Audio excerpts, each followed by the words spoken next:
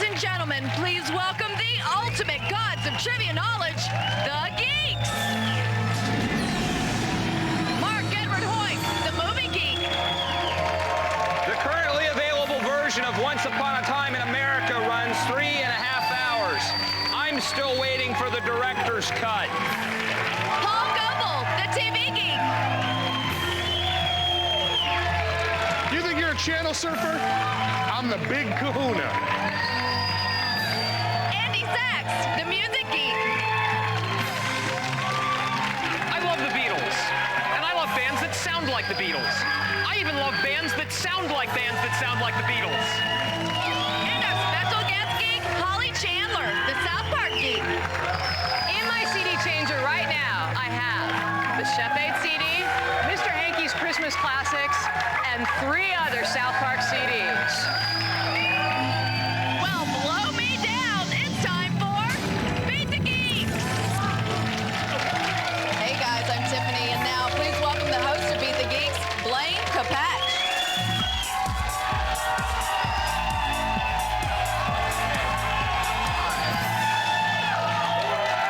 Hello, everyone. Welcome to the show that takes pop culture trivia to the edge and then pushes it over to its death. It's you three, Adam, Lisa, and Robert, against the Geeks, but only one of you is going to get to challenge a geek for a shot at a grand prize package. The first thing you've got to do is survive the toss-up round. Each of these questions is worth 10 points. Get it right, you go up against a geek for a chance at another 10. The one of you with the lowest score at the end of this round will be forced to drop and give me 20. Not push-ups, though. Here's your first toss-up question. Hands over your buzzers. Do it! In the subject of music, what barely legal Manhattan pianist got a 2002 Grammy nomination for Best New Artist? Robert. Alicia Keys. Alicia Keys is right. You get a follow-up question. Here's how that works. If you beat the geek, you get 10 points. If he beats you, he knocks you back 5. Here's your follow-up against the music geek. At 14, what just now legal country singer was the youngest ever to win a Best New Artist Grammy? Music geek. LeAnn Rimes. LeAnn Rimes is correct, knocking you back 5 points. Here's your next toss-up question. You can put your hands on your buzzers. In the subject of movies, in what movie does Anthony Michael Hall create a really hot chick from a Barbie doll and a computer? Adam? Weird Science. Weird Science is right. Here's your follow-up against the movie geek, Adam. In Weird Science, who played that hot chick? Movie geek. Kelly LeBrock. Kelly LeBrock is right. He knocks you back 5. Here's your next toss-up question. In the subject of South Park, according to a South Park Season 5 episode title, what Middle Eastern madman has farty pants? Adam. Saddam Hussein. No. Anyone else? Lisa? Osama bin Laden. Osama bin Laden is right. He does have farty pants. Here's your follow-up question against the South Park geek. In that same episode, the love of Osama's life is shown to be what desert animal? South Park geek. A camel. Camel is right. Knock you back 5. Here's your last toss-up question on the subject of TV. Life was never quite the same after The Jeffersons, but Sherman Hemsley went on to play a deacon on what sitcom? Robert. Amen. Amen is correct. There you go. Here's your follow-up against the TV geek. After The Jeffersons, Marla Gibbs played a housewife on what sitcom? TV geek. 227. 227 is right. Just knocked you back 5 points. We have a tie for last. So to decide who goes through to the challenge rounds, each of you must lock in a number in response to this question. The closest without going over will survive. Here's your question. Not that he can see them, but how many Grammys did Stevie Wonder win between 1973 and 1998? Lock in your answers now. I'll be over here if you need me.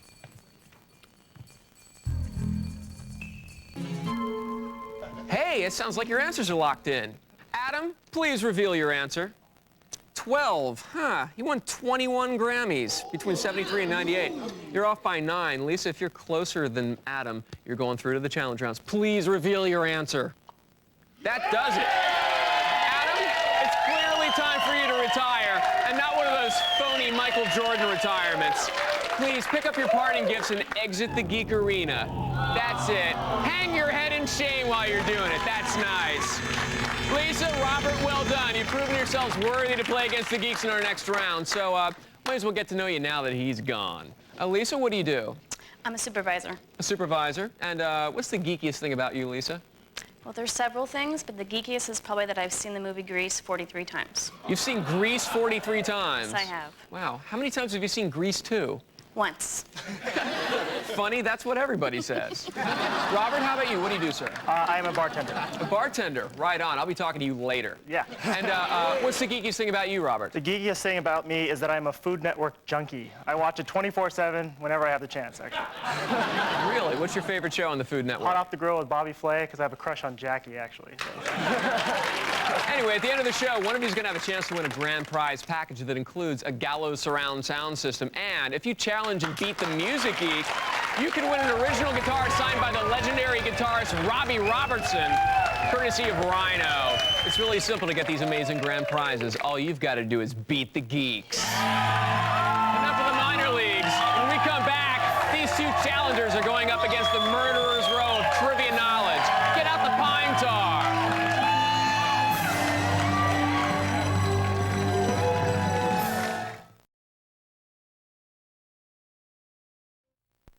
Welcome back to Beat the Geeks. As you know, this is the couch the geeks sit on during the final round. It's used and no one seems to know where we got it. That's why you'll never catch me sitting on that thing. Ugh. Lane? Thanks, Tiffany. You know, that couch folds out into an even more uncomfortable couch. Lisa, Robert, it's time to go one-on-one with the geeks. This is it. You each get a chance to challenge a geek. If you take his or her medal, you get 20 points. If you can beat our guest geek, the South Park geek, we give you an extra 20 points. Robert, you're in the lead, so you get to go first. Please, challenge a geek. I think I'm going to start off with the TV geek. TV geek, you've been challenged. You know, Robert, you probably have a chance with Jackie Maloof because I hear she's into losing. Well, I guess you'll be fighting for both of us then, huh? Yeah, sure. Robert, what show am I talking about? So this guy crashes his moon landing craft and gets all messed up, so they put these bionics in him that make him superhuman, and every time he does something cool, you hear this That would be the $6 Million Man. That would be the $6 Million Man. TV Geek, what show am I talking about? There used to be this show on CBS like a real long time ago about this mild-mannered gas station attendant named Stanley Beamish who'd take these special top-secret power pills that gave him all these superpowers, but only for an hour. That would be the paramour to the show that was on, that was a lot like it, called Captain Nice. This version starred one of my heroes, Dick Gautier, and it's called Mr. Terrific. Mr. Terrific. Robert, take a look. Who's this actress? On what show did she play the title role? And what network first aired the show? It's Fran Drescher. It was The Nanny, and it was on ABC. TV Geek, you can end this challenge right now. If you tell me who the actress is, on what show she played the title role, and what network first aired the show. Well, yeah, it's Fran Drescher, and she was on The Nanny, but the show was on CBS. That's right. I got Jackie on the phone for you! Now you're cooking with his gas. Robert, you can take a break. Lisa, it's your turn. You get to go next. Please challenge a geek. I challenge the TV geek. TV Geek, you've been challenged. Oh, ha! You know, like a braless golden girl, this is gonna be very ugly. Lisa, according to Mr. Owl, how many licks does it take to get to the Tootsie Roll center of a Tootsie Pop? 3. 3. TV Geek, before asking Mr. Owl how many licks it takes, who does the little boy ask first? I'm pretty sure it's Mr. Turtle. That's right, Mr. Turtle. Hi, Tiffany. Lisa, who is this golden girl? And on what 70s sitcom did she star as the title character? I know her character's name, but I can't remember her name. You want me to give it over to the TV Geek? He'll tell you all about it. I'm sure he will. TV Geek! Take a look. Who is she? And And on what 70s sitcom did she star as the title character? That's, without a doubt, the hottest Golden Girl of them all, B. Arthur. And she was the enterprising, tantalizing, anything but tranquilizing. Right on, Maude. Right on, TV Geek. Well defended, sir. That's two, babies! Lisa, he's ended your challenge at the end of our first challenge round. It's Robert in the lead with 10 points and no medal. Lisa in second place with 5 points and no medal. When we come back, the points are double. Okay, you got me. I have a ton of stock in the point company. Sue me.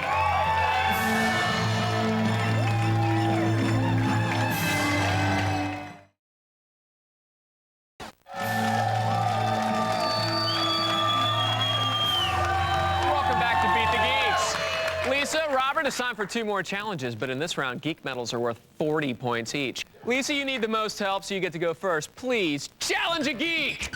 I challenge the music geek. Music geek, you've been challenged!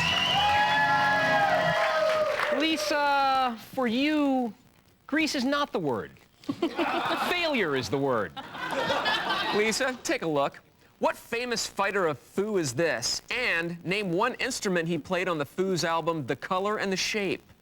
Dave Grohl, and he played guitar. Mm-hmm. And drums. Very nice. Music geek. What mentor of Grohl's is this? And for what band did he take over as vocalist when Dez switched to guitar? Who could forget the moment when Dez switched to guitar, really? That is, of course, the Renaissance man Henry Rollins, and the band with Dez and Greg Ginn and all those other cool guys. That was the seminal hardcore band on SST Records, Black Flag. That's correct. Thanks, Stephanie. Henry Rollins' neck is wider than 2 of me. Lisa, Keep on Loving You and Can't Fight This Feeling were #1 hits from what soft rock band? REO Speedwagon. REO Speedwagon is right. Music geek, just what the hell is an REO Speedwagon? And name 2 of the 3 people who have been the band's lead singer. REO Speedwagon, of course, a gloppy, horrible, sappy, terrible, am I making myself clear enough on this? Band from the Midwest, best known, of course, for that terrible multi-platinum high infidelity record. And REO Speedwagon, I believe, is a type of car, I think from the 20s or 30s. And the band's singers, well, the principals were always Kevin Cronin and Gary Richrath, but Richrath, I believe, is the guitarist. Who the hell is the other lead singer?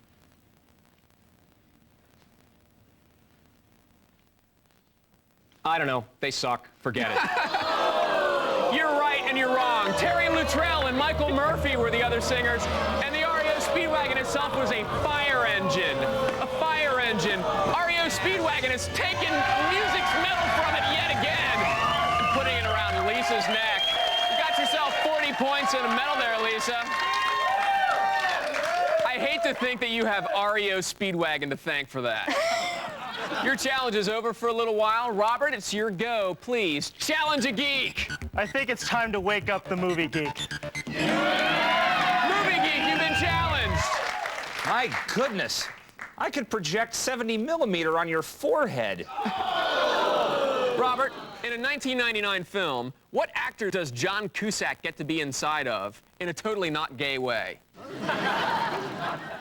John Malkovich. John Malkovich is right. All right, here's a question to defend your medal, Mr. Movie Geek. Lily Tomlin got inside of Steve Martin in what 1984 film? And what co-star married Steve after the film wrapped? Lily Tomlin gets inside Steve Martin's body in the comedy All of Me, directed by a longtime Martin collaborator Carl Reiner. And the co-star that married and ultimately divorced Martin was British actress Victoria Tennant. That's correct. Well done, Movie Geek. They're chanting Geek, Robert. They're pagans. Robert, this is Linda Blair. In what 1973 horror movie was she possessed by the devil? And what was her character's name? The movie was The Exorcist, and I have no idea. Movie Geek, you can end this challenge right now. He already said The Exorcist. What was Linda Blair's character's name in The Exorcist? Well, her character was possessed by the devil, and she shares the same name as a president who many people feel was also possessed by the devil, Reagan. Reagan is right. Very well done, Movie Geek. Robert, he's ended your challenge. Yeah. That's the end of our challenge rounds. Here's the score. Lisa in the lead with a medal and 45 points. Robert with 10 points and a clip-on microphone. But you know what? It all comes down to this. The Geekwalizer! Yeah, it's still anybody's game because the Geekwalizer could be worth up to 160 points. I'm going to start naming stuff. You have to tell me whether each one is currently best known for movies, TV, or music. Every correct answer gets you 10 points. Answer incorrectly or freeze, and the Geekwalizer's over for you. Robert, you need the most help. You get to go first. Let's Geekwalize. Melissa Gilbert. TV. Burt Lancaster. TV. Movie Geek. Who's Burt Lancaster? If you don't want to know, then forget about it. One of the greatest film actors we've ever had. Film. Film at 11, Robert, of you leaving. You couldn't pull it off. Good game, but we have some lovely parting gifts for you. You know what you have to do to get them? Part! Get lost. Thanks for playing. Good job, Lisa. You're our final challenger. You're going all the way to the Geek to Geek Showdown for a chance at an amazing grand prize. Of course, what you get depends on which geek you beat. Which geek do you want to challenge for the final showdown? I will challenge the Music Geek. Music Geek, you've been challenged. Lisa, much like buying a Hootie and the Blowfish album, you're going to look back on this and say, what the hell was I thinking? If you can beat the Music Geek, we'll send you home with The Last Waltz, Rhino's 4-CD box set of the band's last concert, featuring historical performances by the band, Dylan, Clapton, and Van Morrison. And to play it, how about a $1,200 surround sound system from Anthony Gallo? 4 speakers and a throbbing subwoofer. Gallo's Pound Sound, and they look wicked cool. And you'll be taking home a piece of rock history, a Fender guitar signed by one of the premier songwriters and best guitarists ever, the band's Robbie Robertson. And to make it sing, we'll throw in a 4x12 monster amp and speaker from B-52. It wails with a booming 400 watts of power. Just feel the reverb. You can be the next rock god if you can beat the geek. When we come back, Lisa will try to take the Music Geek down. I've got 2 words for you, Lisa. The Crane.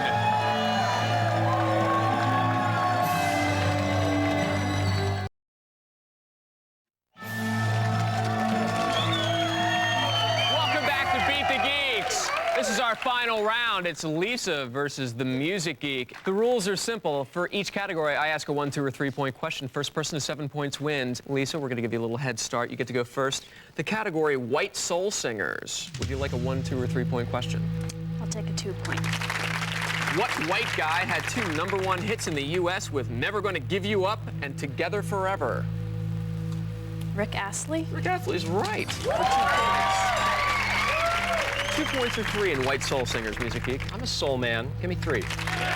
Name the 2 original Righteous Brothers. That is Bobby Hatfield and Bill Medley. Oh, very nice. 3 points. Lisa, the category is Europop.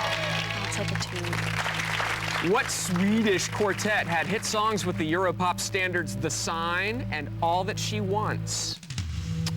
Ace of Base? Ace of Base is right for 2 points. Europop, 2 or 3 points. Music Geek, 3. What blonde lead singer of the Swedish group The Cardigans appears on the cover of their 1995 album Life in an ice skating outfit? Yes, I remember it well. Who wouldn't, really? That's Nina Persson with 2 S's. That is Nina Persson with 2 S's. 6 points to 4. You're 3 points away from winning, Lisa. The category is Prissy English Bands. 3 for the win. Okay, I'll go for 3. When they formed in the early 70s, what was the original name of the band 10cc?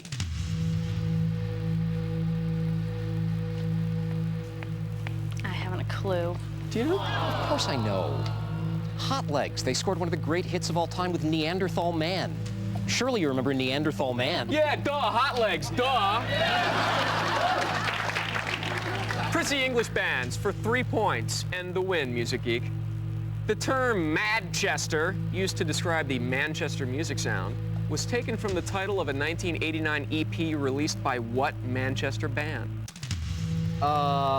They were on the Factory label, the great Manchester independent label that brought you Joy Division and New Order and A Certain Ratio and lots of other cool people whose records never got released in the United States. And along with the Stone Roses, they were kind of the two prime proponents of that scene, along with a lot of terrible lesser bands that came in their wake. Fronted by Shawn Ryder and featuring the wonderfully useless maraca-shaking dancer Bez. That's Happy Mondays. That is Happy Mondays. Very nicely done, Music Geek. You've defended your honor yet again. Lisa, you put up a valiant defense. Well done. He's coming for his medal. He's too much geek for you, Lisa. I'm Blaine Capats. Join us next time when we have 3 new challengers, and I finally find out what happened to that penny I swallowed on Beat the Geeks.